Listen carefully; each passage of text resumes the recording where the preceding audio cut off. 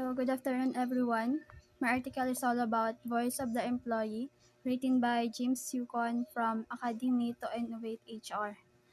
So, yung Voice of the Employee ay isang paraan na kung saan kinokolekta ng kumpanya ang feedback ng kanilang mga employee. So, dito, nakakatulong para mag-improve yung work environment. Also, na i-increase din ito yung engagement at mas nakakatulong ito para sa decision making.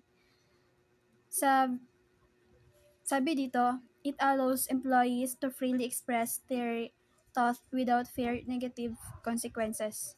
Dito binibigyan ng pagkakataon yung mga employee na magbahagi na kanilang nilalaman or mga ideas na hindi natatakot sa pwedeng mangyari. So, ginagather ito ng company through survey, feedback tools, engagement, software, and conversation tulad ng meetings, one-on-one discussions, focus groups. So, sabi dito, the goal of the VOE is to use these insights to improve work relationship.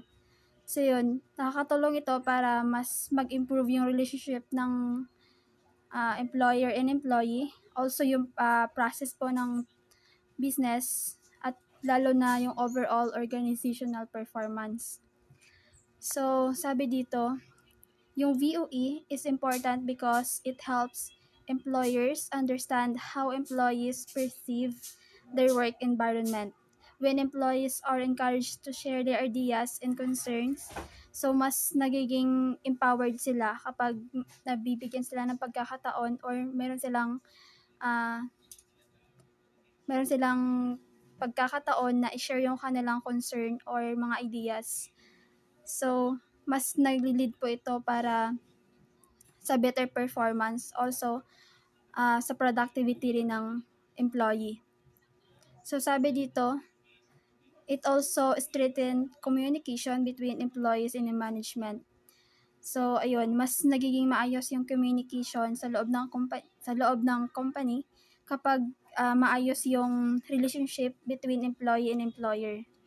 So, yung VOE ay isang paraan na kung saan pinapakinggan yung boses ng mga employee at mas sa ganon, mas nagiging bukas, mas nagkakaroon ng connection ang bawat isa, and also mas nagiging effective ang isang organization kapag nakikinig